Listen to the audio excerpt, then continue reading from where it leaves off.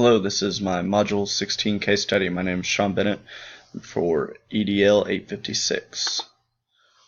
Category 1, we're going to problem identification. What we know is Mrs. Rose is a first-year assistant principal at John F. Kennedy. John F. Kennedy currently has limited parent involvement with actually no PTO or PTA. Originally, her principal does not seem interested in getting parents involved. It's kind of got the mindset that they don't want to be involved, and it hasn't worked in the past, so he's just fine with the way it is. He changes his mind in another conference with Mrs. Rose and agrees to look into a parent advisory group, but not a full PTO or PTA. At the original meeting to set up a parent advisory, only 8 parents showed up at the given time set up by the principal. What we need to know is, first we got to know how large is the population in the school. Is 8 parents really a good representation of our students? For most size schools, that's probably not going to be enough. What students do the parents that did show up actually represent? Is it just a small segment of our student population? Is it one group? Are they all friends? Something of that nature. How many parents actually received the notification of the meeting? We've got to remember that we're counting on young people to deliver a message to the parents through either a note or just verbally. Likely that didn't hit home with all parents. What other parents would actually be interested if they didn't know about the meeting, or what parents actually had a schedule conflict? So you're looking at that.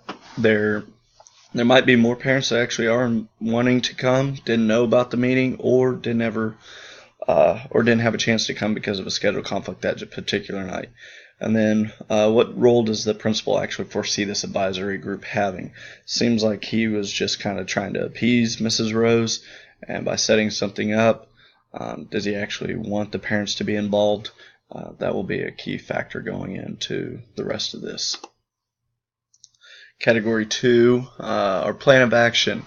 We're going to hold this meeting as scheduled with the parents that did show up. What I want to do is discuss with them the role of what the advisory group is going to actually be.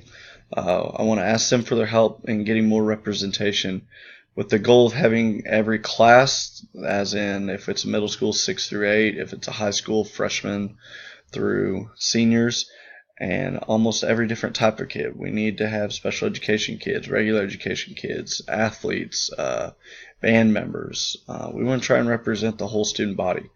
And then I want to plan a second meeting where we can try and have more representation rather than just the 8 parents that were there.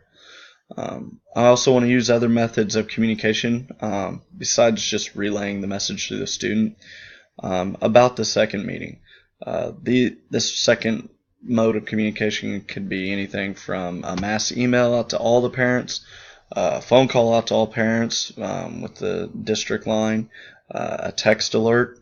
If we have social media, we can post it on Twitter, Facebook. Smaller communities, you might be able to use radio, even TV at that, depending on what your relationship with them is. Okay, so we want to get the information out to as many of our parents as possible. Third step, we're going to continue to work for adding membership to the group by advertising parent-teacher conferences. The parents that show up there are usually a little more invested, so those are great parents that we might want to target to get involved. They're already wanting to get involved with their students, so they're already there. Get that meeting face to face and get them to call them to action. Category 3 is resolving the issue based on promoting the success of all students. We did this by including parents in the school process. It's going to get them to buy in the home. Okay, the student's home is bought into more what the school is doing. We're not going to assume that all parents got the memo delivered by students, and continuing to promote the advisory group is going to get more students represented. We're going to create more lines of communication through all this between all parents and students, which will help all students and not just those represented.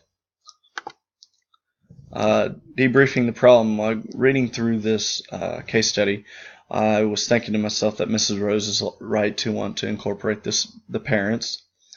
She should continue to push for parent involvement as much as she can without really irritating her principal, even if she has to tell him, hey, I'll take this on my own, and then run stuff by him as you go along. Tell him she'll spearhead it. And then we shouldn't trust that all parents receive the message or were able to come to the original meeting. I just know that knowing students and young people, sometimes the message doesn't always hit home. Reading the case study, I feel sorry that the principal believes the way he does, because I feel that parents do want to be a part of their children's education, and I feel worried that the principal does not fully intend to let the advisory group have a significant role. I feel if you give the parents a chance, they're really going to want to buy in, and I think that will create good open lines of communication between you and the homes. It also will get more buy-in at the home level and more interaction with families and communities. I'm just reading through this, I also realize that I value administration that wants what is best for their students and is progressive in its thinking. Mrs. Rose obviously saw a need and wants to push for that. She's not going to be content with the status quo just because it's the way it has always happened or is currently happening. Doesn't mean it has to stay that way. I also value parents that want to be involved. That makes your life and the community at home a lot easier as an administration. And I value school districts that have effective communication in place with parents. Sending a note home with a student is probably not the most effective way of communicating all your messages that you want to get home to parents.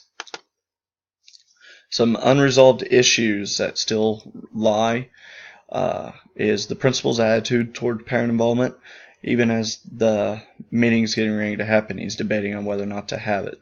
You have 8 parents there. That's a start. It might not be the best start, but you can start from there. Okay, go with it and build on it. Lack of parent involvement. You already had the lack of parent involvement, and now you only have 8 there. What if this message, and like my number 4, what if this was the only all the parents that were willing to get involved?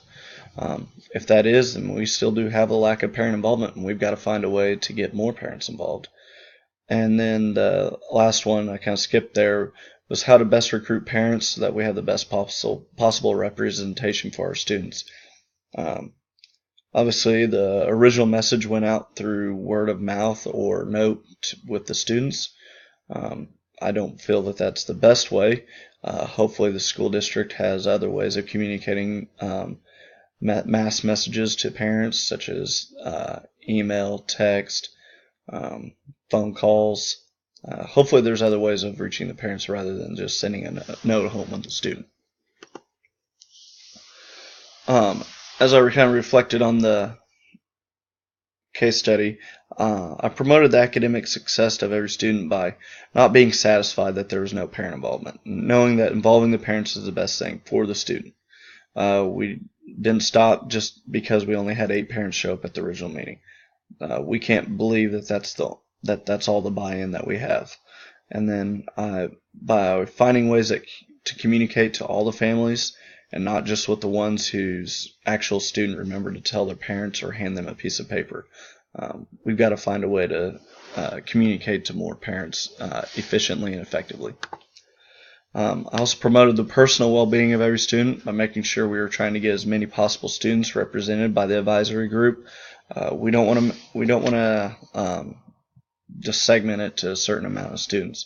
We want to represent the whole student body.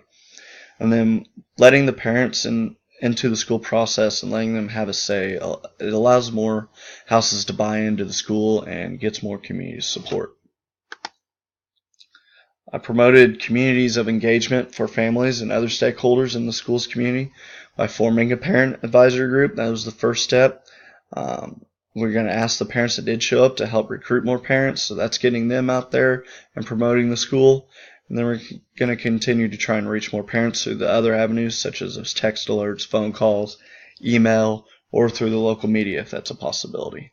I want to thank you for taking time to watch this, and have a good evening.